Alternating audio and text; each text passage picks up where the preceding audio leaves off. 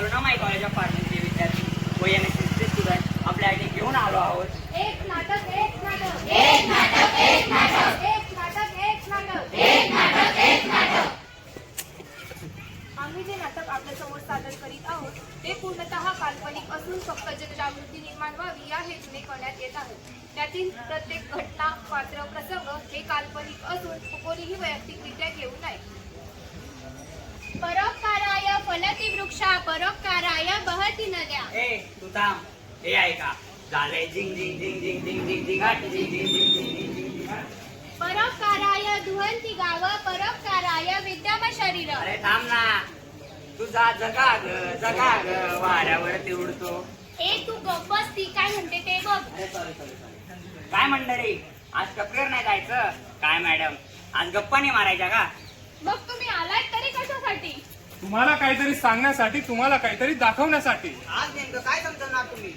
अरे हा काय समजवणार? तुलाच काहीतरी त्याच्या घरातील भांडणे सांगितले. नाहीतर असतील यांच्या काही भारत पाकिस्तानच्या मॅच मध्ये फेक्या। नाही, मी तुमच्यासाठी घेऊन आलो काहीतरी एकदम नवीन, काहीतरी एकदम कडक, जे तुम सर्व गावकऱ्यांच्या उपयोगाचं आहे। सांग ना मग, काय सांगायचंय? सांगतो, हे आहे आपल्या भारताच्या स्वच्छ भारत अभियानाबद्दल। चला तर सुरू करूया।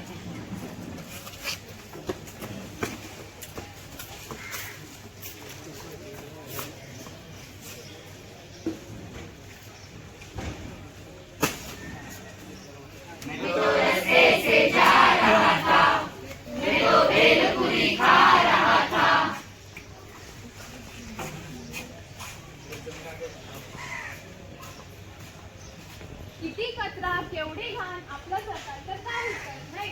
जाऊ दे, मला काम आहे, मी जाते। इधर चला मैं उधर चला, जाने कहां मैं किधर चला, अरे फिसल गया, ये तूने क्या किया? ओ माय गॉड, अरे मी पडली ना रे। काय हा जोक आहे का? मी इथे पडली आणि तुम्ही सगळे हसताय। संपूर्ण जग जणू कचराकुंडी करून ठेवले। सरकारने ठिकठिकाणी कचराकुंडीच्या गाड्या ठेवल्या तरी सुद्धा लोकांना रस्त्यावरच कचरा फेकण्यात मजा आहे। रामचंद्र कह गए सिया से, रामचंद्र कह गए सिया से, ऐसा कलयुग आएगा, ऐसा कलयुग आएगा, लोग फेंकेंगे कचरा सड़कों पे, लोग फेंकेंगे कचरा सड़कों पे, डस्टबिन खाली रह जाएगा, डस्टबिन खाली रह जाएगा।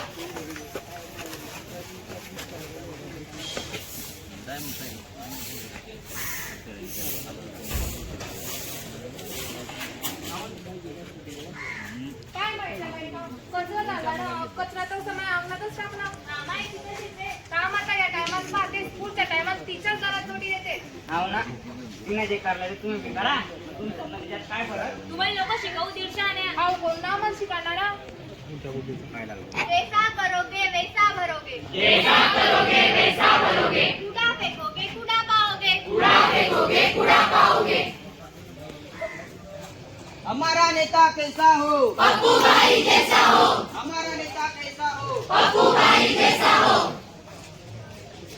सर जनतेसाठी दोन शब्द। माझ्या बहिणी आणि भावांनो, तुम्हाला सांगू इच्छितो मग तुमच्या गावासाठी माझे किती योगदान आहे। गावाला स्वच्छ करण्यासाठी पुरेपूर प्रयत्न करतो। तुम्ही या वेळेस मला मत द्याल, पुढच्या वेळेस मी तुमच्या गावाची स्वच्छता करेन असं मी आश्वासन देतो। धन्यवाद। हो साहेब, जरा हे पण तर सांगा की मागच्या वेळेस तुमच्यावर टोमॅटो पडले होते की अंडे? अरे असे नाही, आमचं आहे एकच ध्यास, निवडून आले तर होईल गावाचा विकास। आजची ताजी बातमी, पप्पूबाई यांनी 5,000 मतांनी घवघवीत यश प्राप्त केले आहे। चला तर आपण त्यांच्याकडून त्यांचे मत ऐकून घेऊया। मागच्या वेळेस जे झाले ते ह्या वेळेस होणार नाही। या वेळेस तुमच्या गावाला कचरा मुक्त करण्यासाठी पूर्ण प्रयत्न करेन। धन्यवाद। हा ना, बघू ना किती विकास करतो तर। मतदानाच्या काही दिवसांनंतर देवा देवा देवा, काय होईल या गावाचं? ना सफाई झाली ना विकास। ताई मतदानाच्या वेळेस मोठे बोलत होते हे करू आणि ते करू, पण झाले सगळं झिरो का? आता तर नेताजी दिसत पण नाही, बसले असतील घरात। ते म्हणतात ना, कामनाला थांबना बाट्या गाव ना। ना गेली घाण ना गेला कचरा, सगळीकडे होईल रोगाई, कसे होतील तरी कोणी निरोगी। सगळ्या गावकऱ्यांचा एकच प्रश्न, नेताजी जर फरार झाले तर गावाचा काय? गावाचा विकास होईल की नाही? बघत राहा। कॅमेरामॅन कुणाल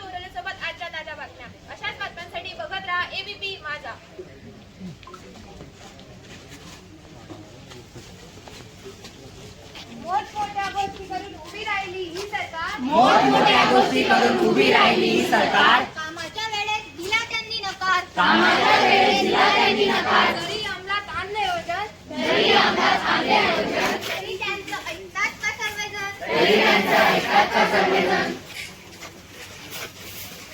अरे आज तर स्वच्छ भारत अभियान दिवस आहे आणि मी एक पोस्ट पण नाही केली. माझ्याकडे एक आयडिया आहे, चल आपण फोटो काढू. दादा देता का?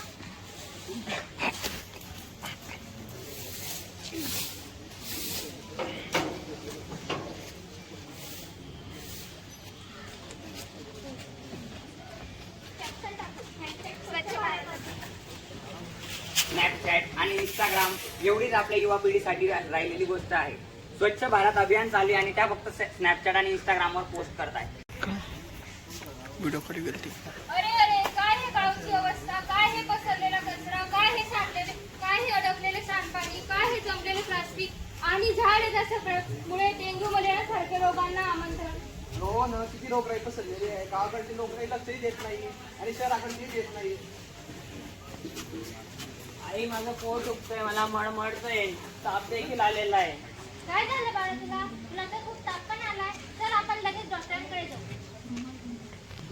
काय होतं आहे तुला? काय झालं? माझं पोट दुखतंय, मळमळतंय.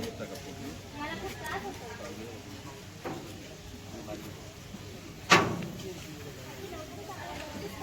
ठीक आहे.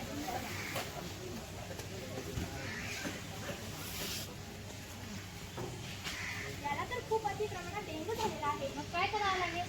त्याची लवकरात लवकर ट्रीटमेंटला सुरुवात करावी. तुम्ही ट्रीटमेंटला लगेच सुरुवात करा.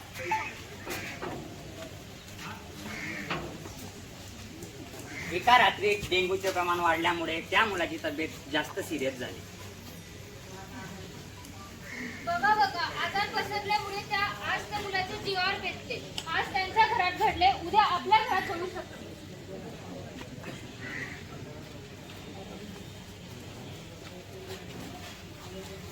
कचरा करून होऊ नका रोगी. कचरा करून होऊ नका रोगी. स्वच्छता ठेवून राहा निरोगी. स्वच्छता ठेवून राहा निरोगी. स्वच्छता हा रोजचा सण. स्वच्छता हा रोजचा सण. नाहीतर आहे मग रोजचा आजारपण. नाहीतर आहे मग रोजचा आजारपण. आपल्या भारताला स्वच्छ भारत व सुंदर भारत बनवण्यासाठी आपल्या पंतप्रधान नरेंद्र मोदीजी यांनी 2 ऑक्टोबर 2014 साली स्वच्छ भारत अभियान ही संकल्पना अस्तित्वात आणली. त्याचा महत्त्वाचा उद्देश म्हणजे आपल्या भारताला स्वच्छ भारत सुंदर भारत बनवणे तसेच आपला परिसर रोगराई मुक्त ठेवणे हा होता.